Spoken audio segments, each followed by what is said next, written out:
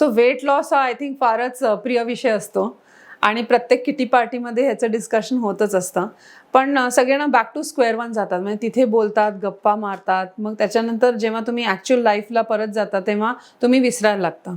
तर हे का असं होतंय की कारण तुम्ही ते वेट लॉस करणं इतकं डिफिकल्ट करून ठेवलंय. म्हणजे असं वाटतं की आहार एकदम कमी केला तर, किंवा एक्सरसाइज आयदर एक्स्ट्रीम करायचा किंवा अजिबातच करायचा नाही. हे जे एक्स्ट्रीमिटीज फॉलो होतात ना, त्याच्यामुळे वेट मे बी लूज पण होतं, पण ते पटकन गेन पण होतं. तर हे सिंपल मंत्र काय आहे ना, की तुम्हाला जे तुमच्या रेग्युलर आहारामध्येच बदल तुम्ही करू शकलात, जे सस्टेनेबल राहील, त्यांनीच तुमचं weight loss over a period of time राहील, किंवा मेंटेन राहील, किंवा तुमचं वेट जे कमी झालेलं आहे ते पटकन बाउन्स बॅक होणार नाही. तर पहिलं वेट लॉस मंत्र असं राहील की अजिबात फॅट डाएट्सकडे जाऊ नका. Try to follow balanced meal as far as possible. Balanced meal म्हणजे काय? प्रोटीनवरती तुम्ही जोर दिला पाहिजे. Fruits and vegetables and fibre rich फूडकडे तुम्ही जोर दिला पाहिजे.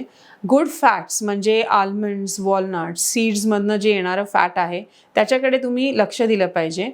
मग त्याच्यानंतर कार्बोहायड्रेट्स पण टोटली इग्नोर करता कामा नये. म्हणजे कार्बोहायड्रेटचं प्रमाण वेट लॉस करायचं असेल तर आम्ही कमीच ठेवू, पण टोटली रिमूव्ह करू नका डाएटमधनं.